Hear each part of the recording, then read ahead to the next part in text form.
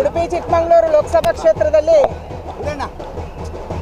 ಈ ಭಾಗದ ನಮ್ಮ ಕಾರ್ಯಕರ್ತರು ಮತ್ತು ನಮ್ಮ ಜನತೆ 1 ಲಕ್ಷಕ್ಕಿಂತಲೂ ಹೆಚ್ಚಿನ ಅಂತರದಿಂದ ನಮ್ಮನ್ನು ಗೆಲ್ಲಿಸ್ತಾ ಇದ್ದಾರೆ. ಬಹಳ ನಿರೀಕ್ಷೆ ಇಟ್ಕೊಂಡು ಈ ಕ್ಷೇತ್ರದ ಸಮಸ್ಯೆಗಳಿಗೆ ಸ್ಪಂದಿಸಬೇಕು, ಲೋಕಸಭೆಯಲ್ಲಿ ಧ್ವನಿಯಾಗಬೇಕನ್ನುವಂಥ ಕಾರಣಕ್ಕಾಗಿ ನನ್ನನ್ನು ಗೆಲ್ಲಿಸ್ತಾ ಇದ್ದಾರೆ. ಈ ಕ್ಷೇತ್ರದ ಎಲ್ಲ ಮುಖಂಡರಿಗೆ, ಕಾರ್ಯಕರ್ತ ಬಂಧುಗಳಿಗೆ, ಜನತೆಗೆ ನನ್ನ ಸಾಷ್ಟಾಂಗ ಪ್ರಣಾಮಗಳನ್ನು ನಾನು ಸಲ್ಲಿಸ್ತಾ ಇದ್ದೀನಿ. ನನ್ನ ಗೆಲುವು ಈ ಭಾಗದ ಜನರ ಗೆಲುವು, ಅದು ಕಾರ್ಯಕರ್ತರ ಗೆಲುವು ಆಗಬೇಕನ್ನುವಂಥದ್ದು ನನ್ನ ಆಸೆ.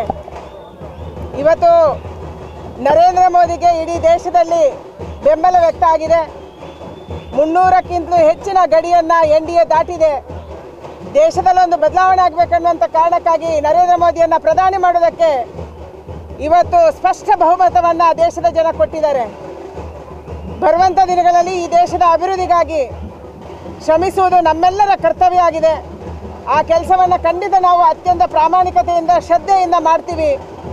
ಕರ್ನಾಟಕದಲ್ಲಿ ಕಳೆದ 1 ವರ್ಷದ ಸಿದ್ದರಾಮಯ್ಯನವರ ಸರ್ಕಾರ ಜನವಿರೋಧಿ ಸರ್ಕಾರ ಅನ್ನುವಂಥದ್ದು ಸಾಬೀತಾಗಿದೆ. ಅತ್ಯಂತ ಹೆಚ್ಚಿನ ಒಂದು MP ಗಳನ್ನು ಕರ್ನಾಟಕದಲ್ಲಿ ಭಾರತೀಯ ಜನತಾ ಪಾರ್ಟಿಯ MP ಗಳನ್ನು ಗೆಲ್ಲಿಸಿ ಇವತ್ತು ಡೆಲ್ಲಿಗೆ ಕಳಿಸ್ತಾ ಇದ್ದಾರೆ. ಸಿದ್ದರಾಮಯ್ಯನವರು ಕಳೆದ 1 ವರ್ಷದಿಂದ ನಡೆಸಿದಂಥ ಆಡಳಿತ ಜನಕ್ಕೆ ಬೇಸರ ತರಿಸಿದೆ. ಖಂಡಿತವಾಗಿ ಈ ಸರ್ಕಾರದ ಮೇಲೆ ಜನಕ್ಕೆ ವಿಶ್ವಾಸ ಇಲ್ಲ ಅನ್ನುವಂಥದ್ದು ಗೊತ್ತಾಗಿದೆ.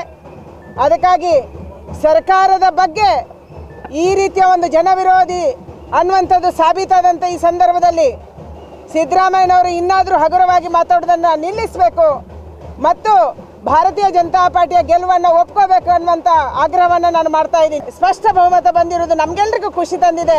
ದೇಶಕ್ಕೆ ನಿಜವಾಗ್ಲೂ ಒಳ್ಳೆ ಕಾಲ ಆರಂಭ ಆಗಿದೆ ಅಂತ ಅನಿಸಿದೆ. ಸ್ಪಷ್ಟವಾಗಿ ಹೇಳಿದ್ದೀನಿ, ಬಹಳಷ್ಟು ಹಿರಿಯರು ನಮ್ಮ ರಾಜ್ಯದಿಂದ ಗೆದ್ದಿದ್ದಾರೆ. ಆ ರೀತಿಯ ಯಾವುದೇ ದುರಾಸೆ ನನಗಿಲ್ಲ. ನಾನೊಬ್ಬಳು ಒಳ್ಳೆಯ MP ಆಗಿ ಈ ಭಾಗದ ಕರ್ನಾಟಕದ ಮತ್ತು ಮಹಿಳೆಯರ ಪ್ರತಿನಿಧಿಯಾಗಿ ಲೋಕಸಭೆಯಲ್ಲಿ ಕೆಲಸ ಮಾಡಬೇಕನ್ನುವಂಥ ಆಸೆಯನ್ನು ಇಟ್ಕೊಂಡಿದ್ದೀನಿ. ಸಮಸ್ಯೆಗಳನ್ನು ಅಭ್ಯಾಸ ಮಾಡಬೇಕು.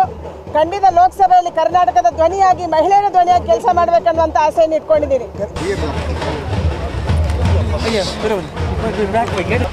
ಕಳೆದ ಬಾರಿ